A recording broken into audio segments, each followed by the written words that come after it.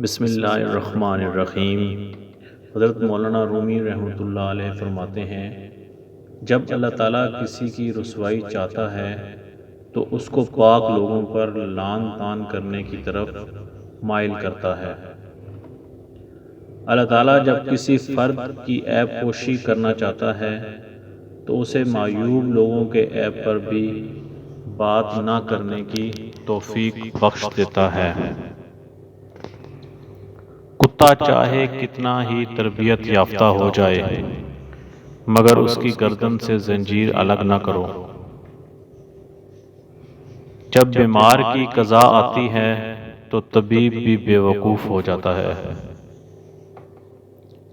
جدائی کا ایک لمحہ بھی عاشق کے نزدیک 1 سال کے برابر ہے۔ جو عشق صرف رنگ و روپ کی خاطر ہوتا ہے وہ دراصل عشق نہیں بلکہ فسق ہے، اور اس کا انجام شرمندگی اور رسوائی کے سوا کچھ نہیں۔ اللہ والوں کی باتیں سکون قلب عطا کرتی ہیں اور اہل ظاہر کی باتیں دل میں انتشار اور بے اطمینانی پیدا کرتی ہیں۔ قرب خداوندی کا حصول بقا میں مضمر ہے، لیکن بقا سے پہلے ہونا ضروری ہے۔ رات کو سو جانے کے بعد قیدی قید خانے کی تکلیف سے اور بادشاہ اپنی سلطنت اور دولت کے احساس سے بے خبر ہو جاتے ہیں۔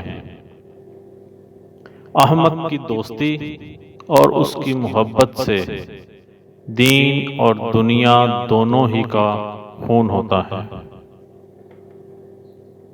اپنا غرور اتار دو اور عاجزانہ لباس پہن لو، تم دنیا سے بڑے ہو جاؤ گے۔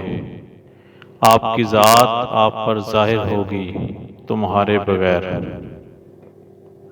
اے ظالم، ظلم کی جو صفت تو لوگوں میں دیکھتا ہے اکثر تیری اپنی خصلت ہی ان میں ہوتی ہے۔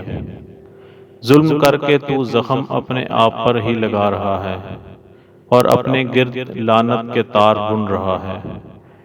جب تو اپنی اس عادت کی گہرائی میں پہنچے گا تو پھر تجھے خود بخود معلوم ہو جائے گا۔ لوگوں کو دیکھ کر عبرت پکڑ اور اپنی اصلاح کر۔ خدا تک پہنچنے کے بہت سارے راستے ہیں، لیکن میں نے خدا کا پسندیدہ راستہ مخلوق سے محبت چنا ہے۔ میری عمر کا حاصل ان 3 باتوں سے زائد کچھ بھی نہیں۔ خام تھا، پختہ ہوا اور جل گیا۔ برائی سے بچنے کا سب سے طاقتور طریقہ یہ ہے کہ اچھے دوستوں کے ساتھ بیٹھا جائے جنہوں نے اپنا رخ خدا کی طرف موڑ لیا ہے۔ میں نے بہت سے انسان دیکھے ہیں جن کے بدن پر لباس نہیں ہوتا، میں نے بہت سے لباس دیکھے ہیں جن کے اندر انسان نہیں ہوتا۔ کنواں کھودنے والے کنویں میں جا گرتے ہیں۔ کوئی برا آدمی سزا پائے بغیر نہیں رہتا اور اچھائی جزا پائے بغیر نہیں ہوتی۔ حق پر یقین رکھو اور باقی جو ہوتا ہے ہونے دو۔ انسان کا نفس خود ظالم ہے، اس لیے وہ فطری طور پر ظالم کی حمایت کرتا ہے۔ ہاں، اگر انسان اپنے نفس کا سر قلم کر دے تو وہ ظالم اور مظلوم میں امتیاز کر سکتا ہے۔ نفس ایک کتا ہے اور کتے کی یہ عادت ہے کہ غریب اور کمزور پہ حملہ کرتا ہے۔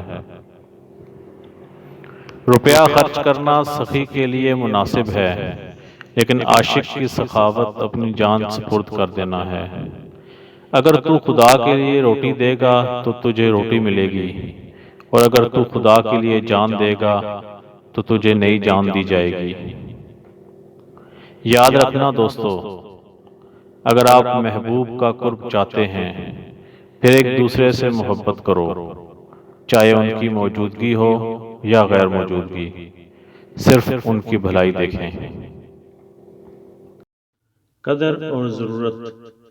کوڑے کے ڈھیر میں ایک مرغ رزق تلاش کر رہا تھا۔ کریتے کریتے اسے ایک بیش قیمت ہیرا مل گیا۔ مرغ بولا، بے شک تو ایک قیمتی ہیرا ہے، مگر مجھے اس سے کیا؟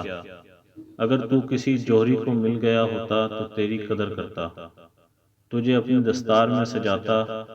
میرے لیے تو یہ بہتر تھا کہ کاش تیری جگہ اناج کا ایک دانہ مل گیا ہوتا۔ پیچھے مڑ کے مت دیکھو، کوئی نہیں جانتا کہ دنیا کیسے شروع ہوئی۔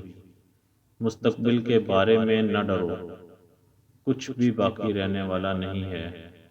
اگر تم ماضی اور مستقبل میں پھنسے رہو گے تو حال گزر جائے گا۔ کھٹکھٹاؤ، وہ دروازہ کھول دے گا۔ مٹ جاؤ، وہ سورج کی طرح چمکا دے گا۔ جھک جاؤ، وہ آسمانوں جتنا بلند کر دے گا۔ کچھ بھی نہ رہو، وہ تمہیں سب کچھ بنا دے گا۔ اس کے ہو جاؤ، وہ اپنا بنا لے گا۔